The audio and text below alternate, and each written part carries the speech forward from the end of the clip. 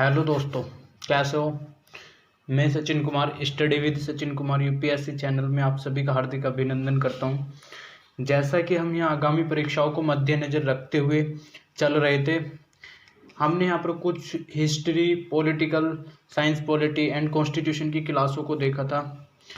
तो आज अपने लक्ष्य की दिशा में आगे बढ़ते हुए आज हम कुछ सेशन को कवर करने जा रहे हैं। ठीक पढ़ा आपने थंबनेल पर, जैसा कि पढ़ा कि ज्योग्राफी फ्री ऑफ कॉस्ट ही आपकी हम प्रैक्टिस एंड रिवीजन सीरीज को लेकर चल रहे हैं, जो एक एमसीक्यू के थ्रू होगी, क्योंकि पुल प्री का टाइम उस हिसाब से कम बचा है जिस हिसाब से हम आपको पढ़ाना चाहते हैं। लेकिन फिर भी देखिए, कोशिश जारी है।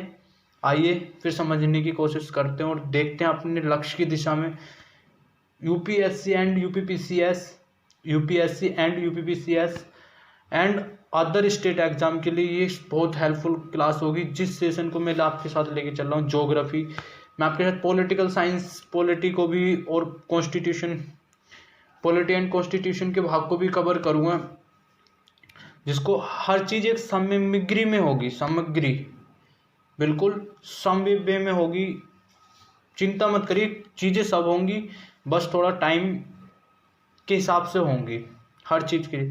तो चलिए, आज जिस सेशन को हम कवर करने जा रहे हैं वो है हमारा ज्योग्राफी। एनसीईआरटी बेस्ड को लेकर ही बनाया है। कुछ एनसीईआरटी कल थोड़ा स्टैंडर्ड लेवल बढ़ा देंगे। आज शुरुआत है, जो फर्स्ट क्लास है ज्योग्राफी की, वो एनसीईआरटी बेस्ड पर ली गई है। चलिए तो देखते हैं, समझते हैं, फिर क्वेश्चन की तरफ चलते हैं। हमारा पहला क्वेश्चन है कि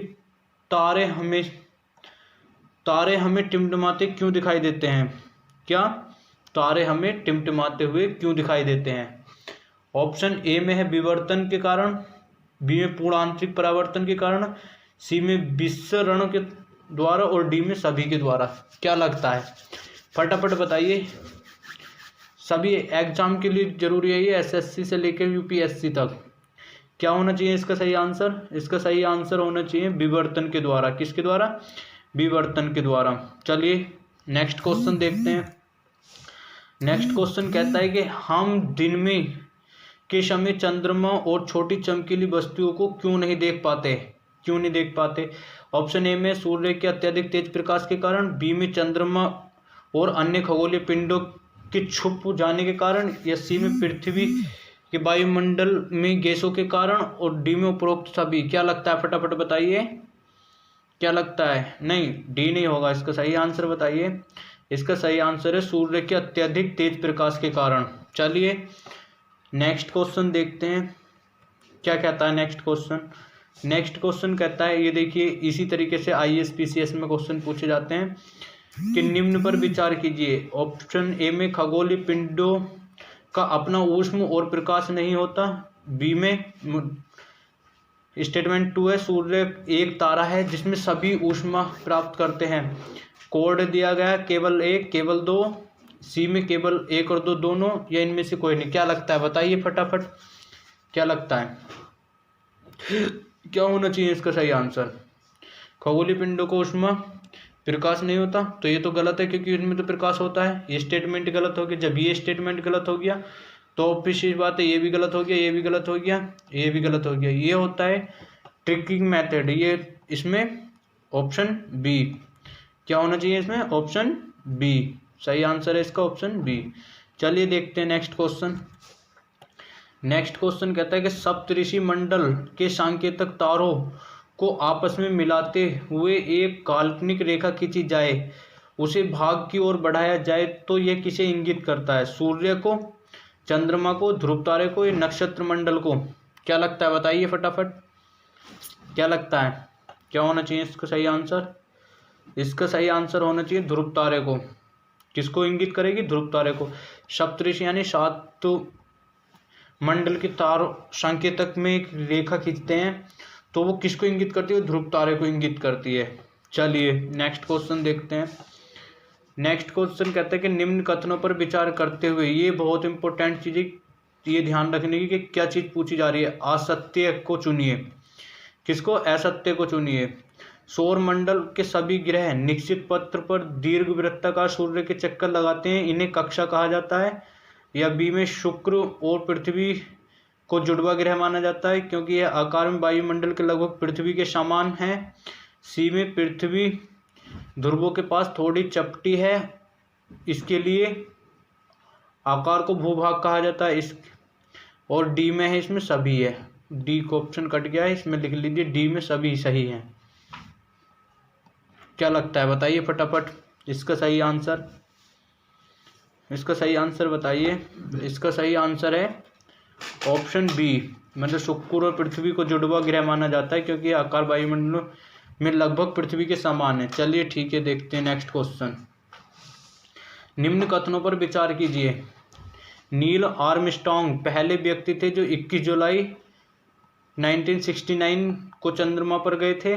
दूसरा स्टेटमेंट है उपग्रह खगोलीय पिंड हैं जो ग्रहों के चारों तरफ चक्कर लगाते हैं। कोड में केवल एक, केवल दो, ये एक और दो, दो, ये इनमें से कोई नहीं। क्या लगता है बताइए फटाफट, क्या लगता है। इसका सही आंसर है ऑप्शन सी, मतलब दोनों ही स्टेटमेंट सत्य हैं ये। चलिए नेक्स्ट क्वेश्चन देखते हैं क्या कहता है। अक्षांश और देशांतर की रेखाओं पर विचार करें। स्टेटमेंट एक में है मध्याह्न रेखा के सभी समांतर वृत्तों के अक्षांश रेखाएं कहा जाता है। यह रेखाएं कभी भी आपस में नहीं मिलती हैं, नहीं मिलती हैं, ध्यान रखना, नहीं मिलती हैं। क्यों। स्टेटमेंट दूसरा देखिए, अक्षांश रेखाओं को अलग सभी देशांतर यमोत्तर की लंबाई समान होती है। सभी देशांतर यमोत्तर आपस में ध्रुवों में मिल जाते हैं। ओहो, कोड यहाँ भी कट गया। चलिए ए में है केवल एक, बी में है केवल दो, और सी में है कोड एक और दो दोनों, एक और दो दोनों, और डी में है अपना इनमें से कोई नहीं, नॉन ऑफ दिस। चलिए बताइए क्या लगता है, क्या लगता है इसमें क्या होना चाहिए। इसका सही स्टेटमेंट आंसर होना चाहिए अपना केवल बी। क्या होना चाहिए, केवल बी, केवल दूसरा सत्य है क्योंकि मध्याह्न रेखा समांतर तो अक्षांश रेखाएं कहा जाता है, लेकिन ये रेखा आपस में नहीं मिलती, मिलती हैं, इसलिए ये स्टेटमेंट गलत हो जाता है। दूसरा, अक्षांश रेखाओं के अलग सभी देशांतर यमोत्तर की लंबाई समान होती है तथा सभी देशांतर यमोत्तर आपस में ध्रुवों में मिल जाते हैं, ये सही स्टेटमेंट करेक्ट है। चलिए नेक्स्ट क्वेश्चन देखते हैं। नेक्स्ट क्वेश्चन क्या कहता है। देशांतरीय यमोत्तर के संबंध में निम्न कथनों पर विचार कीजिए। इसका मान 0 डिग्री देशांतर है। यहाँ हम 180 डिग्री पूर्व और 180 डिग्री पश्चिम, ये ध्यान रखना, 180 डिग्री पूर्व में और 180 डिग्री पश्चिम तक की गणना करते हैं। स्टेटमेंट दूसरा कहता है यह पृथ्वी उत्तरी और दक्षिणी गोलार्ध में विभाजित करती है। केवल एक, केवल दो, ये फर्स्ट और दो दोनों, इनमें से कोई नहीं। क्या लगता है बताइए फटाफट, क्या होना चाहिए इसका सही आंसर। इसका सही आंसर क्या होना चाहिए, ऑप्शन केवल एक। क्या होना चाहिए, केवल एक, क्योंकि ये 0 डिग्री देशांतर यहाँ से कम 180 पूर्व और 100 पश्चिम में काटेंगे ना भाई, ये है, इसको काटेंगे, बीच में से काट रही है तो 180 इधर को 180 इधर को 360 होता है टोटल। तो इसलिए अब दूसरा पृथ्वी उत्तरी और दक्षिणी गोलार्ध में थोड़ा विभाजित है, पूरा पश्चिम में है। चलिए देखते हैं नेक्स्ट क्वेश्चन। ये देखिए नॉर्थ जैन, ये इसको समझने की कोशिश करना। ये इक्वेटर अपना, ये कितने कितने पे काट रहा है, कितने कितने पे काट रहा है, देखिए। ओ कलर चेंज हो जाए, ये देखिए, ये देखा, इसको नॉर्थ जोन देख लिया ये, इसको समझिए नॉर्थ जोन, समझ में आएगी। चलिए ठीक है, चलते हैं नेक्स्ट क्वेश्चन। नंबर क्वेश्चन कहते हैं कि निम्न कथनों पर विचार कीजिए। ग्रीनविच रेखा के समय रेखा से पूर्व समय आगे होगा जबकि पश्चिम के समय पीछे होगा। ग्रीनविच भारत ग्रीनविच से 82 डिग्री 30 मिनट पश्चिमी देशांतर में स्थित है, अतः यहाँ समय रेलवे 5 घंटे 30 मिनट आगे रहता है। केवल एक, कोड केवल बी, एक और दो दोनों, या इनमें से कोई नहीं। बताइए फटाफट क्या आंसर होना चाहिए इसका, क्या आंसर होना चाहिए इसका। ग्रीनविच रेखा का समय रेखा से पूर्व का समय आगे होगा जबकि पश्चिम का समय पीछे होगा। ये स्टेटमेंट करेक्ट है। ग्रीनविच 82:30 पर नहीं काटता है, वरना 82:30 पर काटता है, लेकिन 5 घंटा 30 मिनट आगे नहीं होता, इसलिए स्टेटमेंट केवल फर्स्ट सही है। चलिए नेक्स्ट क्वेश्चन देखते हैं।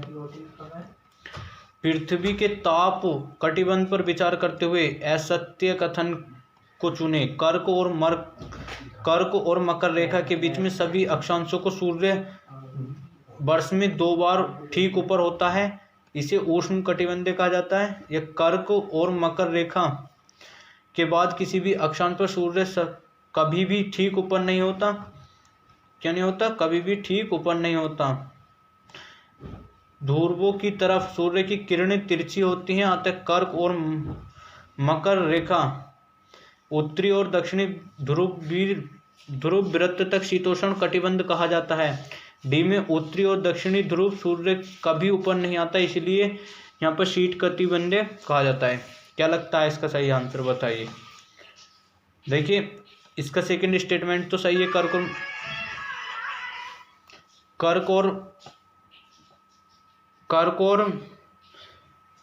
कर्क और मकर रेखा के बाद अक्षांश सूर्य कभी भी ठीक ऊपर नहीं होता। ध्रुवों की तरफ सूर्य की किरणें तिरछी होती हैं, तो कर्क और मकर रेखा उत्तरी एवं दक्षिणी गोलार्ध वृत्त पर शीतोष्ण कटिबंधीय कहा जाता है। ये भी सही है। और मकर, ये भी सही है। इसमें जो है ना, ये सूर्य वर्ष में 2 बार नहीं 1 बार होता है, इसलिए ये स्टेटमेंट गलत हो जाता है, इसलिए इसका सही आंसर ये है। और ये भी ध्यान रखना, असत्य पूछा था। चलिए नेक्स्ट क्वेश्चन पे चलते हैं। नेक्स्ट क्वेश्चन कहता है भारत में राष्ट्रीय मानक समय के संबंध में सत्य कथन को चुनिए। यहाँ ध्यान रखना, सत्य कथन पूछ रहा है। भारतीय मानक समय IST की स्थापना 1 सितंबर 1947 को हुई थी। दूसरा, भारतीय मानक समय के लिए 82.30 डिग्री पूर्वी देशांतर को आधार बनाया गया था, जो कि इलाहाबाद के निकट नैनी से गुजरती है के समय को मानक समय माना जाता है। बताइए, फटाफट बताइए इसका सही आंसर क्या होना चाहिए। केवल 1, केवल 2, केवल 1 और 2 दोनों, या इनमें से कोई नहीं? बताइए फटाफट। इसका सही आंसर है ऑप्शन सी, क्योंकि दोनों ही सही है। ये इलाहाबाद में ही जाके निकट नैनी से गुजरती है और इसकी 1 सितंबर 1947 को हुई थी। चलिए नेक्स्ट क्वेश्चन देखते हैं। नेक्स्ट क्वेश्चन क्या कहता है, आकाशगंगा के बारे में विचार कीजिए। क्या कहता है, आकाशगंगा के बारे में विचार कीजिए। मिल्की वे आकाशगंगा में हमारी पृथ्वी और सूर्य हैं। मिल्की में लगभग 100 अरब तारे हैं। हर तारे की चमक, दूरी, गति अलग अलग है। बी में आकाशगंगा ब्रह्मांड की परिक्रमा करती रहती है। ओरियन नेबुला हमारी आकाशगंगा सबसे शीतल और चमकीले तारों का समूह है। सी में आकाशगंगा का प्रभाव उत्तर से और दक्षिण की ओर है। डी, सूर्य इस ब्रह्मांड के चक्कर में लगभग 26,000 वर्षों को पूरा करती है, जबकि अपनी धुरी पर सूर्य एक महीने में चक्कर पूरा करता है। नीचे लिखा चक्कर पूरा करता है। बताइए क्या लगता है, क्या होना चाहिए इसका। और इसमें एक ऑप्शन है ई है ऑल। क्या? ऑल। तो दोस्तों इसकी सारे स्टेटमेंट सारे के सारे करेक्ट हैं, इसलिए ऑप्शन डी सही है। सॉरी, ऑप्शन ई सही है, ऑल। चलिए देखते हैं next question. Heat of zone earth के बारे में देख लीजिए। हीट ऑफ जोन अर्थ ये अपना 66.5 पर काट रहा है, ये 23.5 पर काट रहा है। उत्तरी शीतोष्ण कटिबंधीय, कर्क रेखा उष्ण कटिबंधीय, विषुवत रेखा 0 डिग्री पे काट रही है। मकर रेखा काट रही है ये 23.5 पर। दक्षिण शीत कटिबंधीय 66.5। ये देखिए नॉर्थ साउथ 66.5।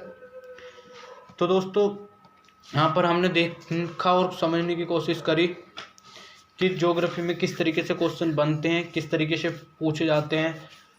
तो आई होप आपको क्लास अच्छी लगी होगी। अगर क्लास अच्छी लगी हो तो लाइक करें, शेयर करें, सब्सक्राइब करें और दोस्तों के साथ भी शेयर करें। तो दोस्तों मिलते हैं नेक्स्ट क्लास में नेक्स्ट टॉपिक के साथ। जय हिंद दोस्तों।